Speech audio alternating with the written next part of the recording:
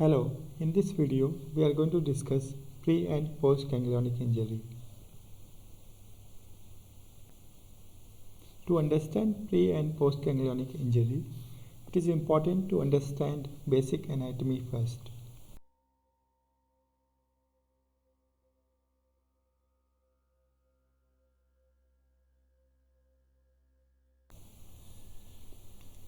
A nerve root is formed by ventral and dorsal roots arising from ventral and dorsal horn of spinal cord.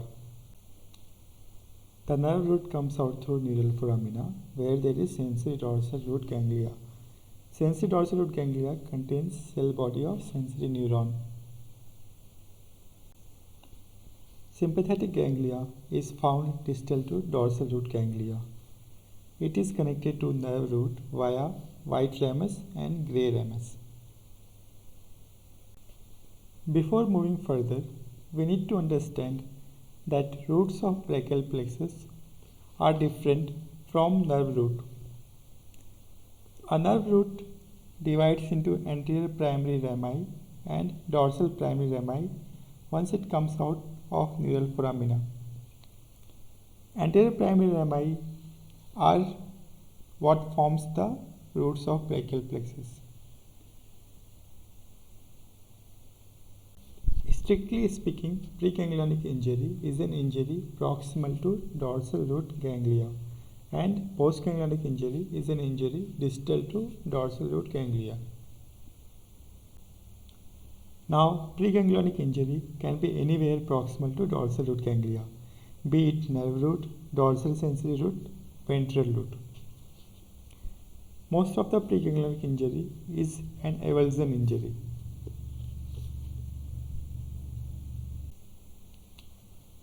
Similarly, postganglionic injury can be anywhere distal to dorsal root ganglia, but mostly it corresponds to an injury distal to anterior primary rami. So, in postganglionic injury, most of the times dorsal primary rami is spared. Hence, supply to paravertebral area generally remains intact. Now, sympathetic ganglion. It communicates with nerve root via white rami and grey rami. Preganglionic sympathetic nerves enter to sympathetic ganglia via white rami. Postganglionic sympathetic nerves exit from sympathetic ganglia via grey rami.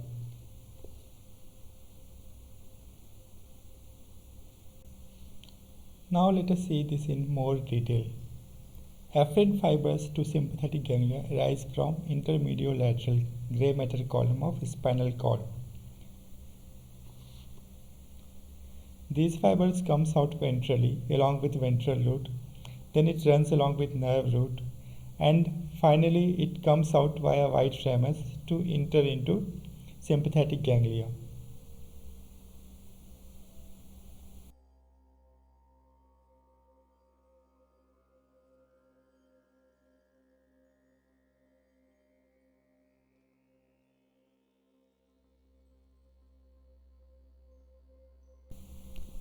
Efferent sympathetic fibers arise from sympathetic ganglia.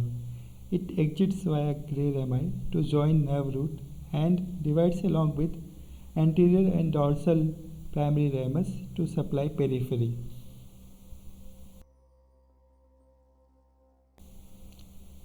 Even though white ramus contains afferent fibers, it lies distal to grey ramus. An injury proximal to white ramus can affect both pre and post ganglionic fibers of sympathetic system, whereas an injury proximal to grey ramus affects only preganglionic sympathetic fibers. As postganglionic sympathetic fibers are spared, sweating can be seen in affected peripheral areas.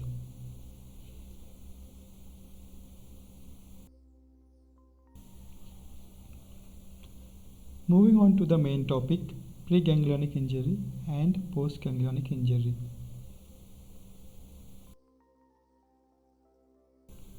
So, what all structures can be involved in preganglionic injury? A nerve root can be involved, a dorsal sensory root can be involved, a ventral motor root can be involved, and afferent sympathetic fibers coming from intermediolateral gray matter can be involved.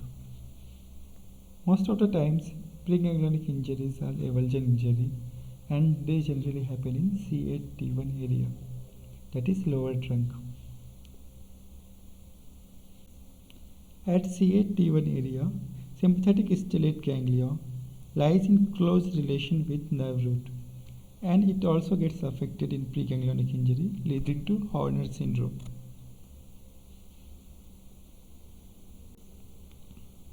In preganglionic injury, sensory cell body is in continuation with peripheral nerve fibers. Hence, sensory nerve action potential can be elicited.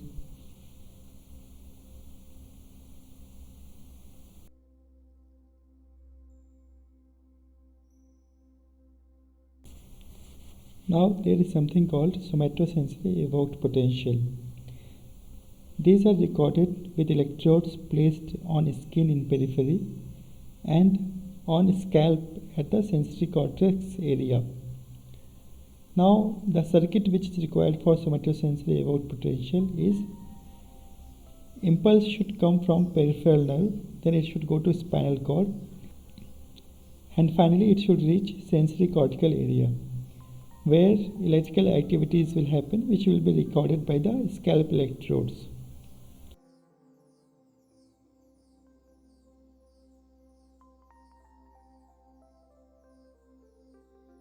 If there is any disconnection in this circuit, suppose between nerve and spinal cord there is a disconnection, then SSCP will not be recorded. Hence, SSCP is absent in both preganglionic and postganglionic injury.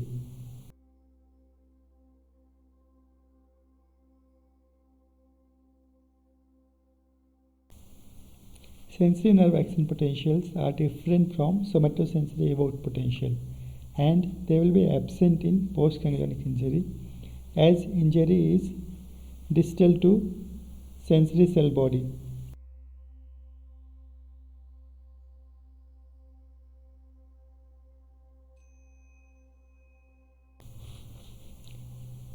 Even though sensory nerve action potential is present in preganglionic injury, actual sensation feeling will be absent in both preganglionic and postganglionic injury because these impulses are not reaching to the sensory cortical area in brain.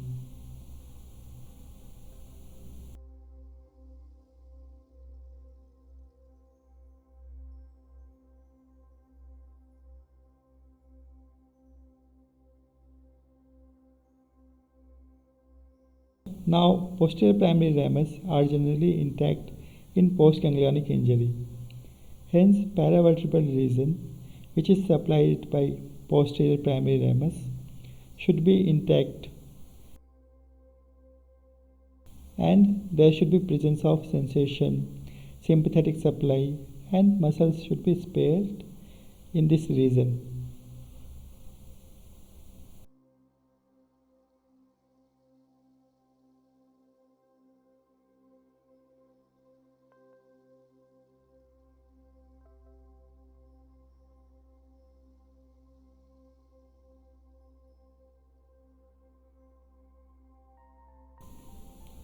However, if an injury is distal to sensory root ganglia but proximal to division of nerve root into anterior and posterior primary rami, this kind of injury can affect areas which are supplied by both anterior primary rami and posterior primary rami, including sympathetic system involvement in both areas.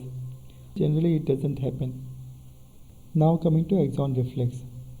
Axon reflex means vasodilation wheel flare which happens on skin on being scratched. Sensory nerve input is an important mediator for axon reflex.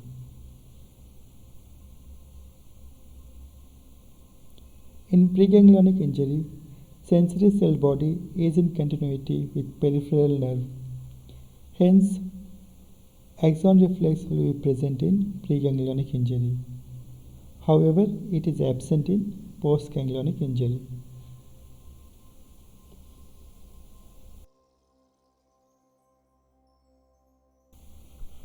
Now, next topic is sweating. Sweating is due to innervation by postganglionic sympathetic nerve, which are preserved in preganglionic injury, and sweating will be present in preganglionic injury. In postganglionic injury, the areas which are supplied by anterior primary rami are affected, so there will be no sympathetic supply to these areas and there will be no sweating.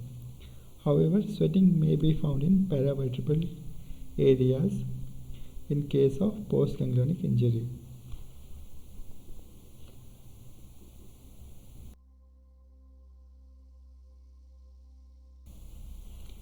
Next is Horner syndrome. Horner syndrome occurs because of injury to sympathetic system, especially stellate ganglion region at C8-T1 level.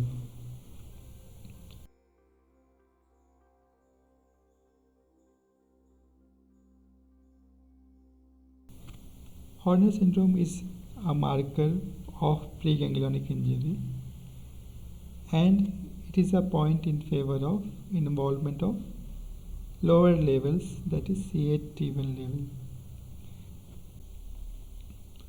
However, Horner syndrome may not always be present. Next, nerve to rhomboideus and long thoracic nerve, which arises from root of brachial plexus, are generally unaffected in postganglionic injury. So, there may not be any winging of scapula or loss of bulk of rhomboideus muscle in cases of postganglionic injury.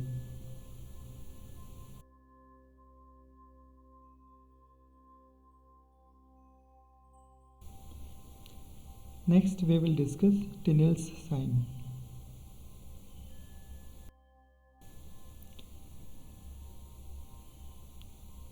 Tinel's sign is a marker of nerve regeneration. It is elicited by percussing on the affected nerve. There is pins and needles sensation in the area where nerve is regenerating, which is generally distal to the site of injury.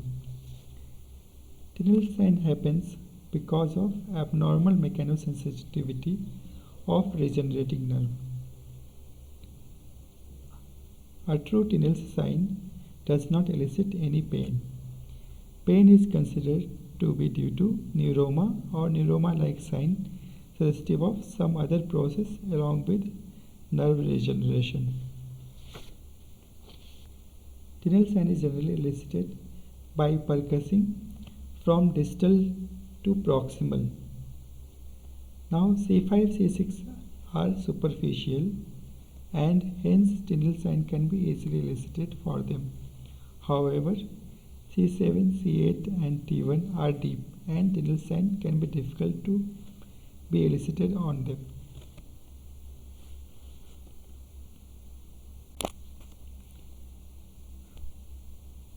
Now, for nerve regeneration to happen, there should be damage first. So, Tinel's sign is generally not elicited just after injury. It takes some week time for being elicitable. The presence of cell body is important for any regeneration to happen, as cell body releases trophic factors for regeneration. So, if any cell body is damaged, then regeneration will not happen and Tinel's sign will not be possible in those cases. In cases of preganglionic injury, the nerve fibers which are disconnected, they lies inside or in the areas around spinal canal and they are difficult to be percussed there. So Tinel's sign cannot be elicited in cases of preganglionic injury, even though regeneration may happen there. In cases of postganglionic injury, fibers are outside spinal canal and they can be percussed easily, and hence Tinel's sign is elicitable in cases of postganglionic injury.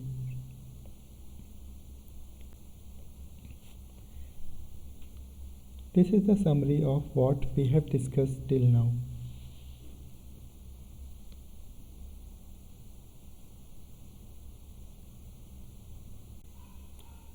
Now, few extra points. A nerve can be severed in brachial plexus injury, or it can be stressed and there can be demyelination leading to loss of function. So, if there is a presence of deep pressure sensation, then it is an indication of continuity of nerve and its roots. Now, in brachial plexus, if a nerve is damaged immediately proximal to trunk, then serratus anterior and rhomboideus major may be intact. As we have discussed earlier, an injury which is proximal to white rami will affect both pre and postganglionic fibers, sympathetic fibers, and hence this patient can have Horner syndrome. If an injury is proximal to gray rami, postganglionic fibers will be preserved. Hence, there will be sweating in these anesthetic areas.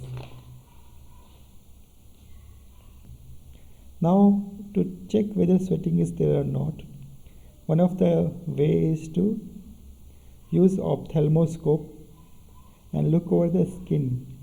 Sometimes sweat droplets can be seen through the ophthalmoscope.